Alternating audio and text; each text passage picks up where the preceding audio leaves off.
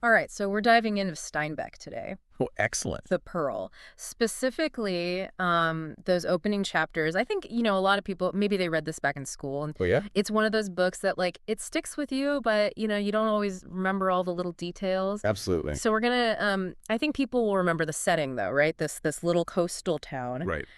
feels almost like a character itself. Yes. And it's so interesting how he compares the town to like a colonial animal. Right. It's such a powerful image, highlighting like all those social structures that are just ingrained there.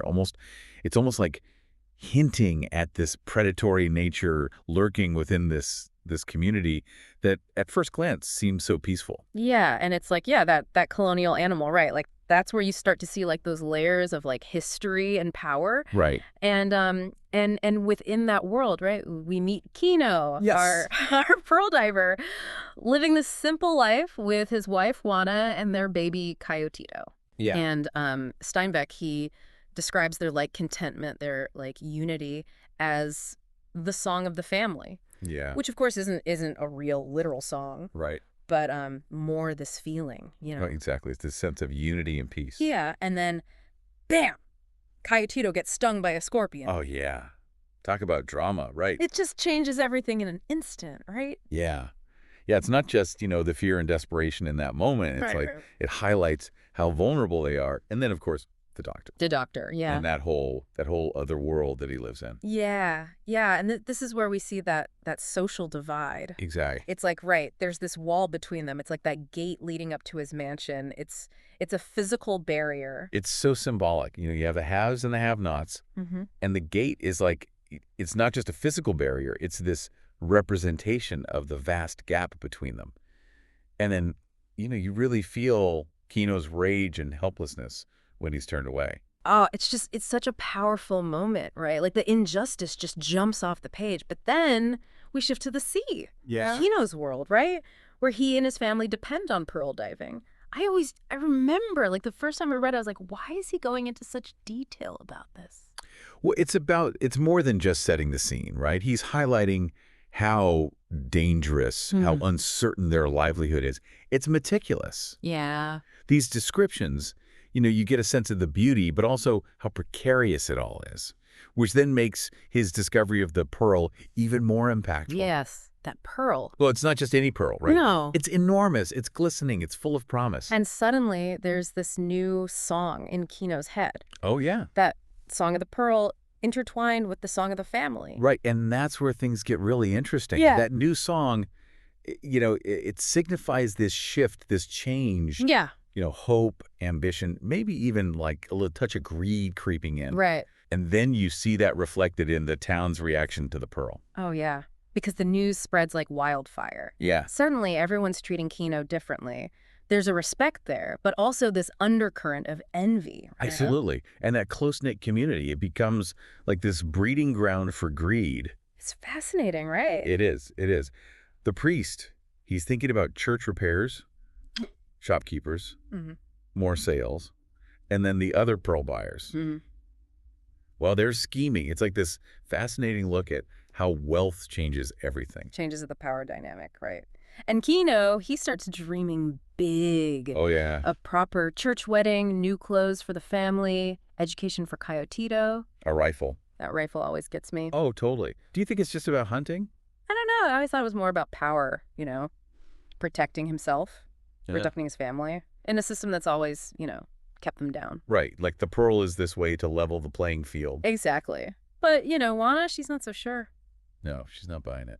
It's like she senses something bad is coming. Right. She even suggests they get rid of the pearl. She does. Like she understands that messing with this balance can have consequences. But Kino, he's just so focused on this new future, he can't see the danger. Yeah, he's blinded by the hope. And then you have that encounter with the pearl buyers. Oh, man. Ruthless, Oh. offering these ridiculously low prices. It's classic exploitation. It's infuriating, and of course it just fuels Kino's anger. It does. Yeah. And then he makes that decision. They're leaving town. To find a fair price. Exactly. But that decision doesn't come without a cost. The attack happens that night. Their house is burned down. It's like the town is turning on them. Like rejecting his attempt to break free. Yeah. And then refuge at Juan Tomas's house. His brother, right. Yeah, seeking safety, planning for a new life. But it's just the beginning and their escape. It's like, wow, it becomes this harrowing journey It does. filled with, fear, uncertainty. And Steinbeck, man, he uses this incredibly vivid imagery to really like get that across. It does. You really feel like their whole world has been flipped upside down. Yeah. Traveled by night, Yeah. hiding during the day, Yeah. always looking over their shoulder. Yeah. And the trackers, right? Oh, yeah. You mentioned them before. It's like they just add this whole other level of tension to the story. Like it's already intense. It is. Mm. But they just, they keep coming. Mm. And their knowledge of the land, their persistence, it's like they represent those forces that are like desperately trying to maintain this status quo. Yeah, like it's almost a physical manifestation of that societal pressure Kino's trying to escape. Exactly. And you can just you can practically feel Kino's paranoia Oh, yeah. growing as he senses that danger lurking everywhere. And that song of evil you mentioned earlier. Right. Really starts to like dominate And everything. foreshadowing and Yeah. all that tragedy that's coming. Yeah. And that's one of the things that I find so fascinating about how Steinbeck uses these songs throughout the novella. They're not just musical motifs. Yeah. It's like they're these emotional like barometers, you Yeah. know, that reflect the inner turmoil that the characters are going through. Yeah, like they change with the mood of the story. They do. And the Song of the Family, which at the beginning was so like strong, pure, it's almost completely drowned out by this like discordant melody of fear and desperation. And you really get a sense of how their hopes and dreams are being chipped away Tipped away, just eroded. by this relentless pressure. Yeah. Yeah, and then of course the pressure reaches its breaking point in that final confrontation. It's a scene that is like so filled with tension and tragedy. Yeah. Kino, he's desperate. He's trying to protect his family. He attempts to ambush the trackers. But in that chaos, that confusion, he accidentally kills Coyotito. His own son. It's heartbreaking. It's like his that dream of a better life that was fueled by the pearl, it just shatters in an instant. It does. And he's left utterly broken. Yeah, completely defeated. And then that final scene, right? Yeah. Where Kino and Juana, they return to the town and they throw the pearl back into the sea. What do you make of that? I think it's like this powerful symbol, Yeah. of rejection, of renunciation. Right. They're casting that pearl back into the depths. And by doing that, they're rejecting that false promise of wealth and power. They're acknowledging those devastating consequences of their pursuit. It's almost like they're trying to cleanse themselves of the darkness. Yeah, like wash it away. Exactly. It's a poignant ending. It is. It really leaves the reader with so much to think about. I mean, was the pearl a blessing? Was it a curse? Could they have escaped their fate? And then, all those broader themes, right? Yeah. Social injustice, the just corrosive nature of greed. How do those play out in the final act? Yeah. And Steinbeck, he doesn't offer these easy answers. Instead, he leaves us with this sense of ambiguity. It's like he's inviting us to contemplate those complexities of human nature, the enduring power of hope, even in the face of tragedy. Yeah, hope and despair kind of intertwined. Absolutely.